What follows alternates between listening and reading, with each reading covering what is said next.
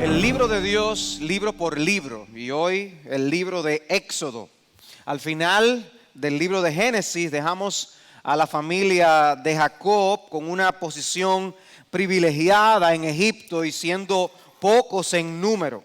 400 años después, todo ha cambiado. Surgió una nueva dinastía con una actitud completamente diferente hacia los descendientes de José. Y la deuda de gratitud que antes se tenía hacia José y los suyos se había perdido. Y además, por cuanto habían crecido en número, ahora los egipcios les veían a ellos como una amenaza. Y para mantenerlos a raya, les hicieron esclavos en los proyectos de Faraón. Dice Éxodo 1, versículo 8. Entre tanto se levantó sobre Egipto un nuevo rey que no conocía a José y dijo a su pueblo: he aquí el pueblo de los hijos de Israel es mayor y más fuerte que nosotros. Ahora pues seamos sabios para con él, para que no se multiplique y acontezca que viniendo guerra, él también se una a nuestros enemigos y pelee contra nosotros y se vaya de la tierra. Entonces pusieron sobre ellos comisarios de tributos que los molestasen con sus cargas y edificaron para Faraón las ciudades de almacenaje, Pitón y Ramesés. De manera que ellos ahora les explotaban, los oprimían para consumirlos, para mantenerlos a raya. Les cobraban los tributos, les hicieron esclavos, los pusieron a trabajar en las grandes obras de Faraón. Pero como eso no logró los resultados deseados, Faraón puso en marcha un plan más macabro aún: exterminar a los niños como una forma de reducir el número de ellos. Dice Éxodo 1:15: y habló el rey de Egipto a las parteras de las hebreas, una de las cuales se llamaba Cifra y otra Fúa, y les dijo: cuando asistáis a las hebreas en sus partos y veáis el sexo, si es hijo, matadlo, y si es hija, entonces viva. Algo terrible, una matanza horrible. Y luego en el versículo 22 dice: entonces Faraón mandó a todo su pueblo diciendo: echad al río a todo hijo que nazca, y a toda hija preservad la vida. O sea, de esa manera comienza el libro, y uno puede ver obviamente la amenaza que esto constituía para la promesa que Dios le había dado a Abraham. En él serían benditas toda la familia de la tierra y su descendencia sería numerosa como las estrellas del cielo. Pero ¿cómo iba a tener esa descendencia si empiezan a matar a los que son los descendientes del pueblo de Israel? Y más aún, cuando está en peligro la vida de aquel que vendría a ser el libertador de ellos. Entonces, el libro comienza con los judíos, los israelitas, contra la pared. Sus circunstancias han cambiado, pero la promesa de Dios no ha cambiado. Ni el Dios de la promesa ha cambiado. Y dice en el capítulo 2, versículo 24: oyó Dios el gemido de ellos y se acordó de su pacto con Abraham, Isaac y Jacob. El pacto es lo que sostiene esta relación con este pueblo. Y luego en el capítulo 6, versículo 4 dice: también establecí mi pacto con ellos de darles la tierra de Canaán, la tierra en que fueron forasteros y en la cual habitaron. Asimismo yo he oído el gemido de los hijos de Israel, a quienes hacen servir los egipcios, y me he acordado de mi pacto. ¿Ven? Dios se acordó del pacto. Pero hermanos, había pasado una buena cantidad de años, pero Dios no se había olvidado de su promesa. No importa cuánto tiempo pase, Dios es fiel. De manera que, ¿qué de la promesa a Abraham de que de esa descendencia sería tan numerosa? ¿Lograría el poder de Egipto impedir el cumplimiento de esa promesa? Eso es lo que parece que está presentándose en el libro. Esta dificultad de la decisión de Faraón de exterminar a los niños que nacieran.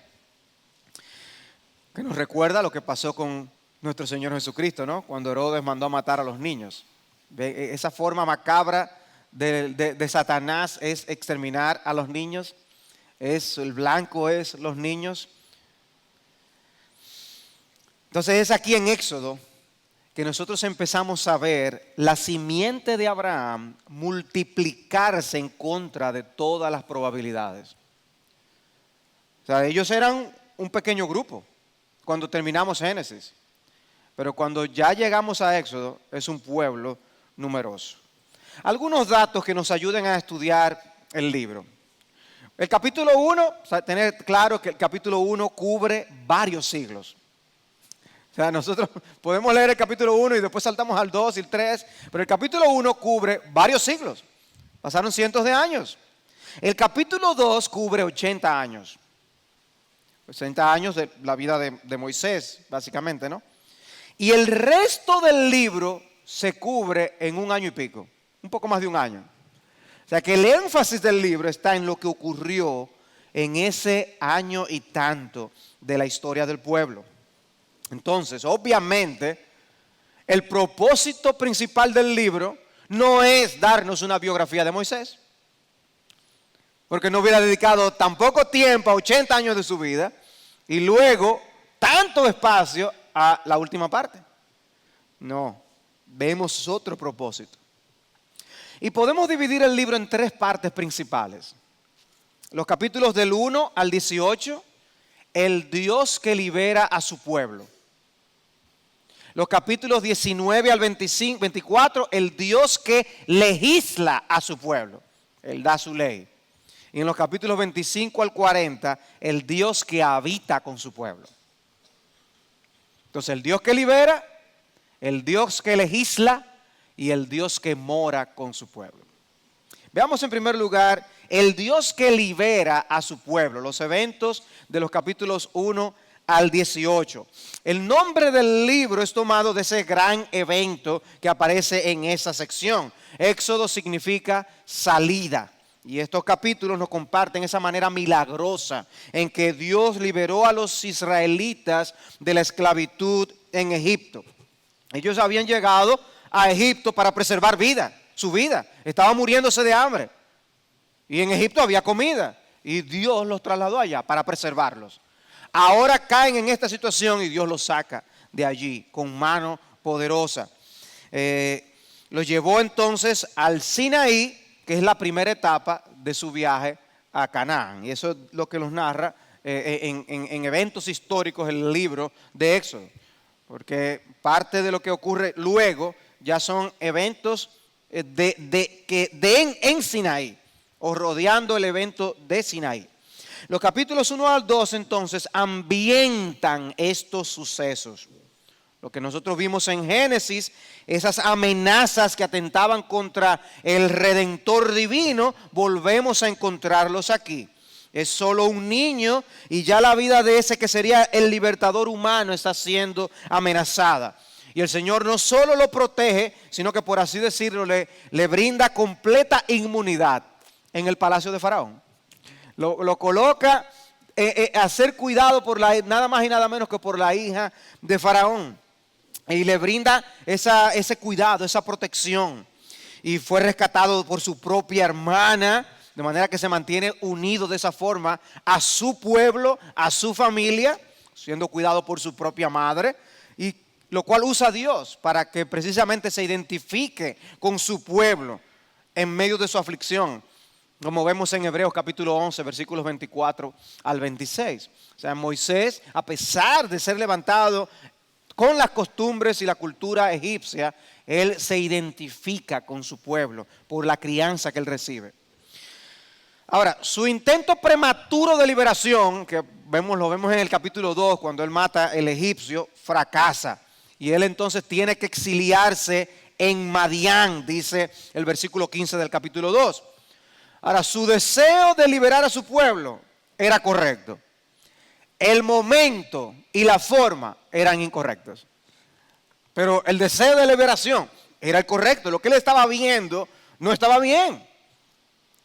Pero todavía iban a pasar muchos años para que la liberación sucediera. En los capítulos 3 al 11 nos encontramos con los obstáculos para esa misión de rescate divina, ese rescate divino que iba a suceder. Y adivinen cuál es el primer obstáculo para que eso ocurra. El mismo Moisés. El mismo Moisés es lo primero que hay que vencer para que esta liberación se lleve a cabo en un sentido. De hecho, cuando ustedes leen el capítulo 4, en el versículo 13, Moisés le dice, búscate a otro que lo haga. En otras palabras, le está diciendo, búscate a otro que lo haga. Él le estaba presentando objeción tras objeción para no ir. Y Dios le trata con él y le mueve de que tú sí vas a ir. Han pasado ya 40 años desde que Moisés tuvo su primer intento de liberación. Ya tiene menos fuerzas, por así decirlo. Pero ahora Dios se aparece a él y le llama desde una zarza ardiente que no se quemaba. Evidentemente una manifestación de la presencia de Dios allí mismo. Y Dios se identifica como el yo soy. El Dios independiente, el Dios soberano, el Dios que no depende de nada ni de nadie. Sin embargo, Dios está diciendo, yo te estoy escogiendo, Moisés, como un instrumento para esta misión de la liberación de mi pueblo. En Éxodo 3:6, yo soy el Dios de tu padre, Dios de Abraham, Dios de Isaac y Dios de Jacob. Y entonces Moisés cubrió su rostro porque tuvo miedo de mirar a Dios. Dijo luego Jehová, bien he visto la aflicción de mi pueblo que está en Egipto y he oído su clamor a causa de sus exactores, pues he conocido sus angustias y he descendido para librarlos de mano de los egipcios y sacarlos de aquella tierra, una tierra buena y ancha, la tierra que fluye leche y miel, a los lugares del cananeo, del eteo, del amorreo, del fereceo, del heveo y del jebuseo. El clamor pues de los hijos de Israel ha venido delante de mí y también he visto la opresión con que los egipcios los oprimen. Ven por tanto ahora y te enviaré a Faraón para que saques de Egipto a mi pueblo, los hijos de Israel. Y Moisés obviamente escucha esta encomienda y él empieza a ver lo negativo, todas las razones por las cuales él no debía de ir. Y él dice, el primer obstáculo soy yo. También veo como un obstáculo, dice Moisés, la forma como me van a recibir. ¿Y cómo me van a seguir a mí, Señor? Y luego también Faraón. ¿Y qué le digo yo a Faraón cuando me preguntan cuál es el Dios que lo está llamando a salir? Él estaba viendo todo desde un punto de vista humano. Y yo creo que todos aquí fácilmente nos podemos identificar con sus inquietudes.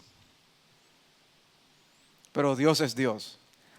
Por eso todo el libro de Génesis nos muestra que ese Dios es el creador de todas las cosas. Bueno, ese Dios creador te está diciendo que vaya, que yo lo voy a sacar. Y Moisés debía creer y confiar. Dice el autor Roger Crooks en su libro Un Señor, un plan, un pueblo. Quizás la memoria de la última ocasión en que trató de ayudar era todavía demasiado dolorosa. Moisés dio excusa tras excusa para decir que no era el hombre para ese trabajo. Pero Dios no aceptó para nada su renuencia y respondió cada una de las excusas de Moisés, ofreciéndole la promesa de su presencia y su ayuda. Y es lo que Dios hace con muchos de sus siervos. Cuando los llama, vemos en algunos de los profetas, Dios les dice, yo voy a estar contigo. Ve y habla, da mi mensaje, porque yo voy a estar contigo. El Señor entonces alienta de esa forma a Moisés, aún expresándole el hecho de que esos que estaban procurando su muerte, ya ellos mismos habían muerto. Dice, los que te querían muerto, Moisés, ya se murieron. Así que puedes ir, confianza. Y cuando Moisés llega a Egipto, el pueblo, dice el capítulo 4, versículo 31, el pueblo le creyó. Interesante, ¿no? Dios preparando el corazón. La receptividad de Faraón, sin embargo, no fue buena. Y nosotros sentimos en sus palabras desafío. Dice Éxodo 5:2, y Faraón respondió, ¿quién es Jehová para que yo oiga su voz y deje ir a Israel? Yo no conozco a Jehová, ni tampoco dejaré ir a Israel. El hecho de no conocer a Dios lleva a una persona a cometer locura, a creer en sí mismo, a creerse a sí mismo como Dios. En lugar de aceptar la demanda de Moisés, Faraón lo que hace es ponerle la situación a los israelitas todavía mucho peor, más miserable. Y es en este escenario que Dios entonces despliega su poder enviando las 10 plagas devastadoras contra Egipto. Que conocemos cómo Dios fue enviando plaga tras plaga, plaga tras plaga. Una manera bastante convincente de que para que Faraón hiciera la voluntad del Altísimo. Dice el mismo Crux de nuevo, estos 10 actos de juicio no fueron simples desastres naturales, sino una confrontación entre Dios y los dioses de Egipto para ver quién era supremo. Los blancos que Dios escogió no fueron al azar, sino escogidos específicamente para mostrarse a sí mismo como el Dios soberano. Por ejemplo, el Nilo, que los egipcios tenían por sagrado, porque sus aguas daban fertilidad a la nación, fue convertido en sangre, trayendo muerte en lugar de vida. Los egipcios adoraban al sol, pero Dios convirtió su luz en densa oscuridad. Hasta Faraón era considerado divino, pero fue aplastado cuando Dios mató a su hijo primogénito. Este enfrentamiento con los dioses de Egipto realmente no tuvo oposición. Dios triunfó de forma decidida, mostrándose como el Señor invencible. Y no podía ser de otra manera. Moisés contra el Altísimo. Faraón contra el Altísimo. Evidentemente, todas las de ganar las tiene el Señor. Pero el corazón de Faraón estaba endurecido por 2 razones. Dice que él mismo se endureció su corazón, pero más importante, Dios había endurecido su corazón. Y Dios tenía un propósito en esto. Dice Éxodo 9:15, yo extenderé mi mano para herirte a ti y a tu pueblo de plaga y serás quitado de la tierra. Y a la verdad yo te he puesto para mostrar en ti mi poder y para que mi nombre sea anunciado en toda la tierra. O sea, dice, la razón por la que tú existes, Faraón, es para que mi nombre sea anunciado en toda la tierra. Y vean la dimensión, ¿no?, de la obra de Dios. Lo que Él quiere es proclamar su gloria en el mundo entero. Y Él va a usar a quien Él quiera, porque Él es el soberano. Eso queda evidente. Dice el autor Thomas Schreiner, el Señor pudo haber aplastado a Faraón tan fácilmente como cuando uno pisa una hormiga, pero lo preservó para mostrar su poder soberano y su grandeza. La salvación de Israel y el juicio de Egipto vinieron a ser el teatro para la gloria de Dios, el lugar donde su carácter y su nombre fueron mostrados al mundo. Dice, el escenario era Israel y Faraón y Egipto. Ese era el escenario donde Dios iba a desplegar quién Él era, para que ustedes vean quién yo soy. Y ese es nuestro Dios. Cuando leemos Éxodo, lo que estamos viendo es al Dios que es soberano y Él decide cómo desplegar su gloria y cómo mostrar su poder y cómo Él levanta y quita. El Señor cumplió la promesa que le había hecho a Abraham. ¿Ustedes recuerdan en Génesis 15 que habíamos mencionado cómo Dios le había hablado a Abraham? Allí le dijo, Abraham, ten por cierto que tu descendencia morará en tierra ajena y será esclava allí y será oprimida 400 años. Mas también a la nación a la cual servirán juzgaré yo y después de esto saldrán con gran riqueza. Y el Señor cumplió su promesa. Lo que le había dicho hace tanto tiempo a Abraham se estaba cumpliendo allí. Y el pueblo duró esclavo 400 años. Y luego lo sacó con todas sus riquezas. La liberación en sí, porque todo esto son los eventos preparatorios, pero la liberación en sí ocurre a partir del capítulo 12 hasta el capítulo 15. ¿Y cómo sucedió esa liberación? Bueno, de una forma que quedaría imborrable en la mente de los judíos para siempre. Debían matar un cordero sin tacha y colocar su sangre en los postes y dinteles de sus puertas. Y cuando yo trato esta historia siempre, yo hago la pregunta, ¿y qué diferencia hace que uno coja un animal, lo mate y coja la sangre, la pegue en los dinteles y los postes de una puerta? Eso es la gran cosa. Es como coger pintura y ponerlo en una puerta. Eso es lo que hace la diferencia. El método está raro, porque así son los métodos de Dios, que nos llevan a verlo como algo inverosímil. Porque piensen, algo que ocurrió hace más de 2000 años con un judío que murió en una cruz, crucificado por romanos. Esa es la esperanza de salvación del mundo, señores. Ese es el mensaje que la Biblia mismo llama que es una locura.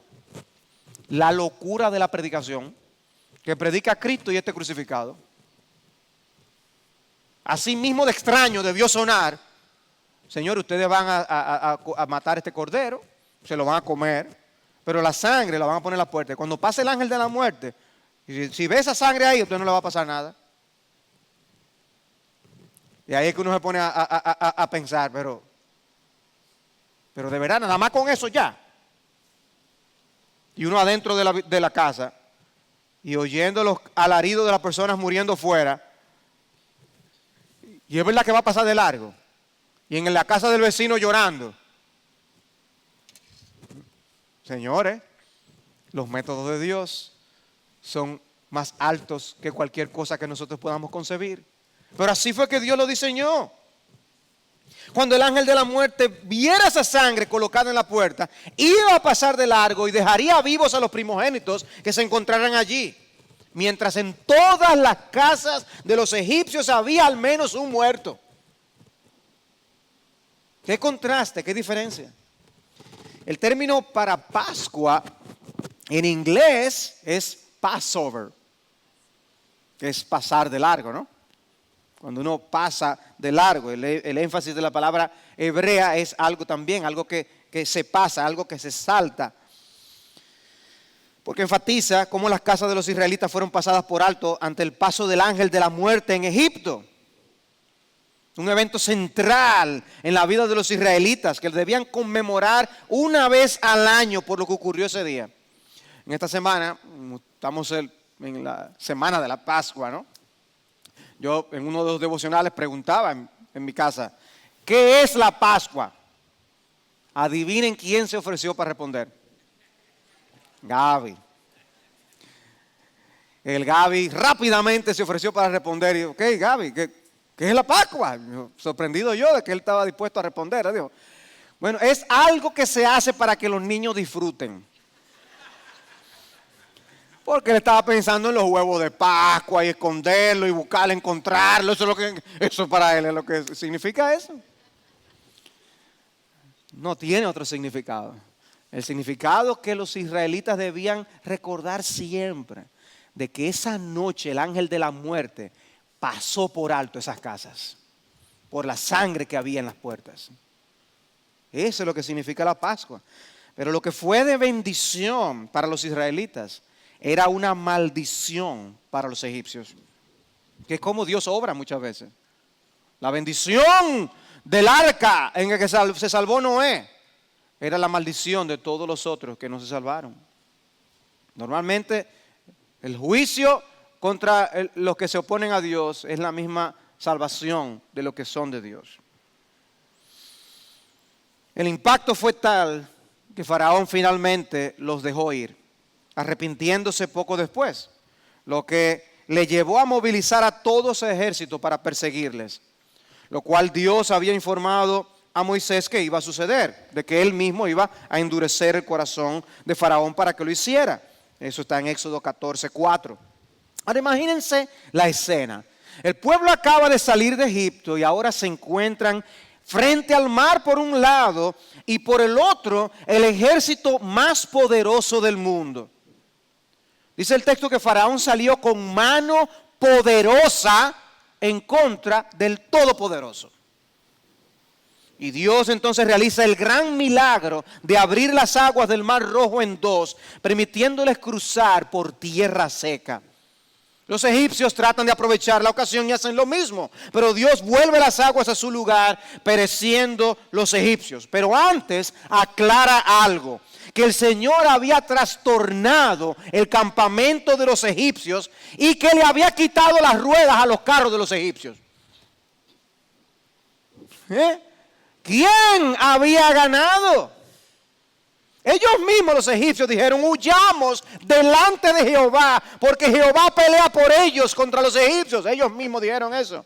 Versículo 25. Y hay un pueblo sin ninguna experiencia militar derrotando al ejército más poderoso. No estaba claro quién era que le había dado la victoria a ellos. Claro que sí. Por eso cuando llegamos al capítulo 15, allí nosotros nos encontramos con una expresión de alabanza y de gratitud por esa liberación tan maravillosa que Dios les había brindado. El capítulo 15 es como un salto de alegría ante ellos ver la forma milagrosa de salvación. Imagínense frente al mar y el ejército. Ya, aquí se quedó todo. Nos morimos en el intento, comenzando. Y Dios hace este milagro. La gente estaba dando brincos de algarabía. Dice entonces cantó Moisés y los hijos de Israel este cántico a Jehová. Y dijeron, cantaré yo a Jehová, porque se ha magnificado grandemente, ha echado en el mar al caballo y al jinete. Jehová es mi fortaleza y mi cántico, y ha sido mi salvación. Este es mi Dios y lo alabaré. Dios es mi Padre y lo enalteceré. Jehová es varón de guerra, Jehová es su nombre. Echó en el mar los carros de Faraón y su ejército, y sus capitanes escogidos fueron hundidos en el mar Rojo.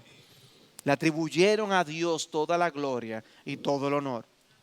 Lo mismo que hace su iglesia hoy. El cántico ante la redención obrada por nuestro Señor Jesucristo. Pero la liberación de Dios no se detuvo allí, sino que incluía todo lo que siguió hasta el capítulo 18. Porque no fue asunto de un día, sino de todos los días. Y les preservó de diversas maneras a lo largo del recorrido que ellos tenían en uno de los lugares más inhóspitos de la tierra. Convirtió aguas amargas en aguas que podían beber. Les dio maná del cielo. Les llevó al oasis de Elín. Les dio codornices, agua de la roca. Dios los estaba cuidando. Fueron atacados por los amalecitas, pero igualmente protegidos en medio de esa situación por la intercesión de Moisés y la labor de Josué. El pueblo estaba aprendiendo a confiar en Dios cada día. Luego el capítulo 18 añade un elemento bien interesante: la visita de Jetro. Se cree que ese evento está colocado no en orden cronológico, porque el pasaje asume que ya ellos habían llegado a Sinaí, lo cual se nos menciona en el capítulo 19. Pero Jetro dice que se encuentra a Moisés sobrecargado de trabajo, tratando de administrar las leyes al pueblo, las cuales él recibiría en los capítulos 20 al 23. La razón por la que esta historia parece estar colocada aquí en este punto, en el capítulo 18, es para llamar la atención al hecho de que un gentil mostró fe y confianza en Dios, como expresan las palabras de Jetro en el capítulo 18, versículos 8 al 12. Él oyó los hechos de Jehová y las maravillas de cómo les había preservado hasta allí, y le dio la gloria a Dios. Un gentil, y la Biblia lo destaca. El Señor les estaba recordando que la obra de Dios no estaba limitada a los descendientes físicos de Abraham, porque en él serían benditas todas las familias de la tierra. Pero Dios no es solamente el Dios que libera, Dios es el Dios que legisla a su pueblo. Los versículos capítulos 19 al 24. 3 meses después de dejar Egipto, los israelitas llegan al monte Sinaí, lugar en el que Dios se revela a su pueblo por medio de su ley. Y el Señor les da a conocer que ellos son su pueblo especial, el pueblo del pacto. Dice el capítulo 19, versículo 4. Vosotros visteis lo que hice a los egipcios y cómo os tomé sobre alas de águilas y os he traído a mí. Ahora pues, si diereis oído a mi voz y guardareis mi pacto, vosotros seréis mi especial tesoro. Oigan eso, Dios teniendo un especial tesoro. No que nosotros tenemos a él como especial tesoro. Oigan esto. Dios teniendo a su pueblo como especial tesoro. Es increíble. Dice, mi especial tesoro sobre todos los pueblos, porque mía es toda la tierra, y vosotros me seréis un reino de sacerdotes y gente santa. No solamente la casta sacerdotal, todos me seréis un pueblo de sacerdotes y de gente santa, un reino de sacerdotes y gente santa. Escuchen lo que el Señor le había expresado a Moisés en el capítulo 6 anteriormente. Dice, habló todavía Dios a Moisés y le dijo, yo soy Jehová. Y aparecía a Abraham y a Isaac y a Jacob como Dios omnipotente. Mas en mi nombre Jehová no me di a conocer a ellos. O sea, le estaba diciendo, Moisés, te estoy dando una nueva revelación mía. Dice, también establecí mi pacto con ellos de darles la tierra de Canaán, la tierra en que fueron forasteros y en la cual habitaron. Asimismo yo he oído el gemido de los hijos de Israel, a quienes hacen servir los egipcios, y me he acordado de mi pacto. Por tanto dirás a los hijos de Israel, yo soy Jehová, y yo os sacaré de debajo de las tareas pesadas de Egipto, y os libraré de su servidumbre, y os redimiré con brazo extendido y con juicios grandes, y os tomaré por mi pueblo y seré vuestro Dios. El lenguaje de pacto. Eso se lo dice él en el capítulo 6 a Moisés. Y vosotros sabréis que yo soy Jehová vuestro Dios, que os sacó de debajo de las tareas pesadas de Egipto, y os meteré en la tierra por la cual alcé mi mano, jurando que la daría a Abraham, a Isaac y a Jacob, y os lo daré por heredad, yo Jehová. Como poniendo su firma, yo Jehová. Esa promesa no quedará sin cumplimiento. Dios estaba comprometiendo con su pueblo, pero también el pueblo se estaba comprometiendo con Dios. Y podemos ver algo de la seriedad del compromiso en la manera en que Dios se aparece allí en medio de truenos, relámpagos, humo, fuego, porque no era una relación entre iguales. Era el soberano, el verdadero rey quien les había liberado, que había vencido a los dioses de Egipto, el monarca más poderoso del momento, derrotado por el rey de reyes y señor de señores. ¿Y cómo debía ser entonces la sumisión que ellos le debían tener a ese rey de reyes? Una obediencia total. Por eso él legisla a su pueblo, les da las leyes en los 10 mandamientos, y ellos debían comprometerse a obedecer la palabra de Dios. Es en ese contexto que Dios le da pues esos 10 mandamientos. Los primeros 4 regulan la forma en que debían relacionarse con él, y los otros 6 cómo relacionarse con los demás. Y también el Señor les dio regulaciones detalladas que debían regir a Israel como sociedad. La sección concluye con actos que comunicaban que el pueblo se estaba comprometiendo formalmente a ser el pueblo de Dios y a ser obedientes a Él, y lo vemos en el capítulo 24. De manera que todos los mandamientos y todas estas estipulaciones que Dios les dio mostraba que la vida de ellos debía estar centrada en Dios. O sea, la razón de ser de ellos como pueblo era Dios, y que su santa adoración era el meollo de esa vida. Dios debía ser adorado, y debía de ser adorado apropiadamente. Eso es lo que tenía que estar en la conciencia de cada israelita. El Dios que libera, el Dios que legisla, y finalmente el Dios que habita con su pueblo. El Dios que habita con su pueblo. Ahora, definitivamente, amados hermanos, los pensamientos de Dios no son nuestros pensamientos. Los hombres normalmente procuran terminar sus obras de una forma impactante y apelan a la última impresión que se queda en las emociones, y pueden salpicar de gloria el final de un evento mediocre para dejar una buena impresión. O sea, hay un evento mediocre, una obra teatral, lo que sea, un libro medio mediocre, y al final lo ponen maravilloso, y eso, al final la gente se queda, oye, qué bueno fue. O sea, los hombres son así, somos así. Buscamos provocar una impresión, y la última impresión es importante. Si nosotros hubiéramos escrito Éxodo, ¿qué habríamos dejado para el final?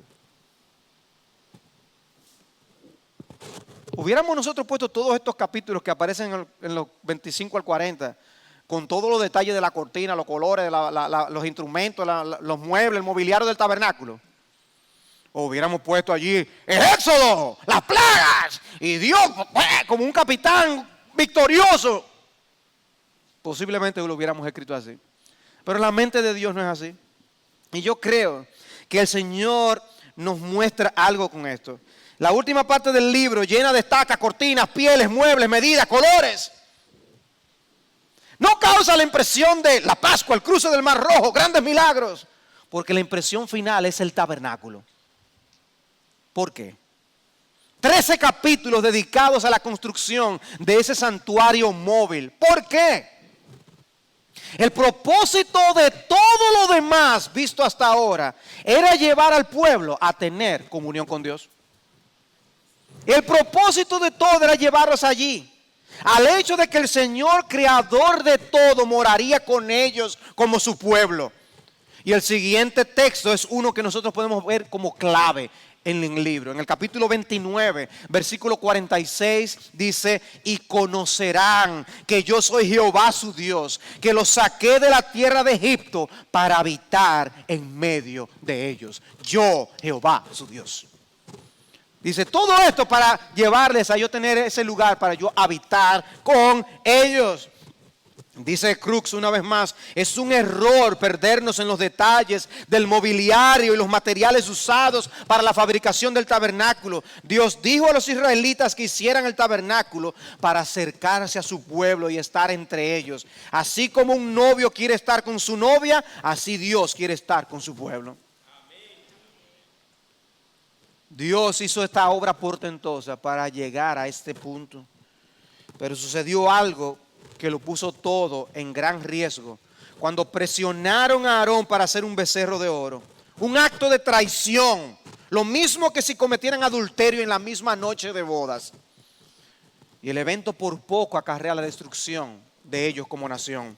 Dijo más Jehová a Moisés: yo he visto a este pueblo, que por cierto es pueblo de dura cerviz. Ahora pues déjame que se encienda mi ira en ellos y los consuma, y de ti yo haré una nación grande.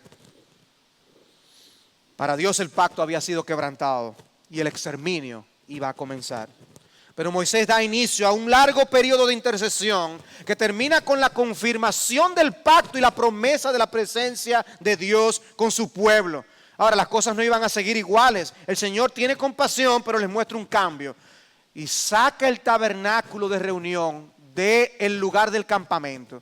Moisés ahora, para reunirse con Dios, tiene que salir del campamento y buscar la presencia de Dios. Y dice Éxodo 33 que allí cuando Moisés salía del campamento, el pueblo se ponía de pie, viendo a ver qué le pasaba a Moisés. Y cómo cuando él entraba, la gloria del Señor en la nube descendía sobre el tabernáculo y su presencia era manifestada.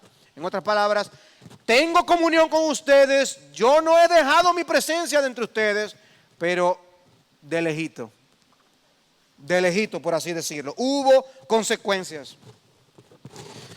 Y lo que se narra de esos encuentros de Moisés con el Señor es uno de los regalos que Dios nos ha dejado, de la revelación de su carácter, mostrando yo haré pasar toda mi gloria delante de ti. ¿Recuerdan esos pasajes? Un texto maravilloso que no tenemos tiempo de ver aquí. Pero el punto es que el énfasis del tabernáculo es la presencia de Dios. Y todos estos detalles nos dicen algo. La adoración a Dios y el estar en la presencia de Dios no se debe tratar como algo casual. Amados hermanos, yo sé que hay gozo y algarabía cuando nos vemos aquí y hablamos, pero hermanos, también tenemos que aprender a reconocer cuando estamos en la presencia de Dios. Y Dios ha prometido su presencia especial con su pueblo en su casa. Y es bueno preparar el corazón. Es bueno reconocer que estamos en su santa y bendita presencia. Dios no ha dejado de ser tan santo como Él es siempre.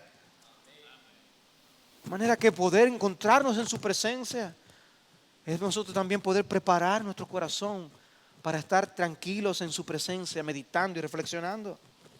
Ahora el libro termina hermosamente del siguiente modo en el capítulo 40, versículo 34. Entonces una nube cubrió el tabernáculo de reunión y la gloria de Jehová llenó el tabernáculo. Y no podía Moisés entrar en el tabernáculo de reunión porque la nube estaba sobre él y la gloria de Jehová lo llenaba. Y cuando la nube se alzaba del tabernáculo, los hijos de Israel se movían en todas sus jornadas. Pero si la nube no se alzaba, no se movían hasta el día en que ella se alzaba, porque la nube de Jehová estaba de día sobre el tabernáculo y el fuego estaba de noche sobre él, a vista de toda la casa de Israel en todas sus jornadas. Finalmente Jesús en el libro de Éxodo. Lo que encontramos en el libro no es un fin en sí mismo. El éxodo no iba a ser el evento central en la historia de la redención. Los sacrificios no serían finales. El tabernáculo no sería la morada permanente de Dios. El libro está lleno de símbolos cuyo cumplimiento se llevaría a cabo en la vida y ministerio de nuestro Señor Jesucristo. Algunos sugieren similitud entre el huerto de Edén y el tabernáculo. Ambos lugares protegidos por querubines. El candelabro que había en su interior se piensa era una representación del árbol de la vida que había en el huerto del Edén. El cielo, que es el lugar de la presencia eterna de Dios, es descrito en Apocalipsis con el árbol de la vida allí presente. De manera que ven ustedes, algunos piensan el huerto de Edén era un templo antes del templo, donde estaba la presencia especial de Dios. Y en un sentido podemos decir que la comunión perdida en Edén fue restaurada con el tabernáculo, pero solo de forma muy limitada. La verdadera restauración vendría con Jesús. Y aquel verbo fue hecho carne, habitó entre nosotros y vimos su gloria, gloria como del unigénito del Padre, lleno de gracia y de verdad. O como dice Mateo 1:23, llamará su nombre Emmanuel, que traducido es Dios con nosotros. Porque indiscutiblemente grande es el misterio de la piedad, que Dios fue manifestado en carne. Éxodo inicia con Israel como el primogénito de Dios en Egipto. Y dirás a Faraón, Jehová ha dicho así, Israel es mi hijo, mi primogénito. Lo que luego es citado de alguna manera en Oseas 11:1. Cuando Israel era muchacho, yo lo amé y de Egipto llamé a mi hijo. Texto que cita Mateo en el capítulo 2 de su evangelio. Cuando la muerte de los niños por Herodes, dice para que se cumpliese lo que dijo el Señor por medio del profeta cuando dijo de Egipto, llamé a mi hijo. Y en el capítulo 3 hubo una voz de los cielos que decía, este es mi hijo amado en quien tengo complacencia. ¿Qué es lo que está diciendo el libro de Mateo? Aquel éxodo era una sombra del verdadero éxodo, de la verdadera liberación que Dios le iba a traer a su pueblo y llamará su nombre Jesús porque Él salvará a su pueblo de sus pecados. Jesús representa el nuevo éxodo, nuestra verdadera liberación, la liberación eterna. Moisés fue llamado por el Dios yo soy y Jesús dijo yo soy. Yo soy el pan de vida, superior al maná, yo soy la luz del mundo. Yo soy el que habito en esa columna de fuego que les protegió. Yo soy la puerta. Yo soy el buen pastor, el que les guió y les cuidó en el desierto. Yo soy la resurrección y la vida. Yo soy el camino, la verdad y la vida. Yo soy la vid verdadera. Antes que Abraham fuese, yo soy. Y Jesús es identificado como nuestra Pascua, como dice el apóstol Pablo en 1 Corintios 5:7. Y en la coincidencia de Dios, ¿no? Esta tarde tenemos la celebración de la Cena del Señor. Cristo, nuestra Pascua, ya fue sacrificada por nosotros, porque Él es el Cordero de Dios que quita el pecado del mundo. El ángel de la muerte eterna en el infierno pasará de largo cuando vea la sangre de Jesús en la puerta de nuestras almas.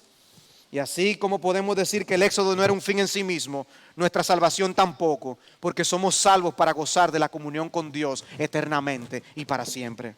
El Señor nos salva de los ídolos para llevarnos a Él, para que seamos suyos. Cuando uno termina de leer el libro, hay algo que nos queda bien claro. No era Moisés el grande, sino Jehová nuestro Dios. Y nuestra esperanza está únicamente en su Hijo, nuestro Señor Jesucristo. Gloria al Señor. Qué mensaje nos da el libro de Éxodo, digno de ser celebrado. Qué gran Salvador es Cristo el Señor.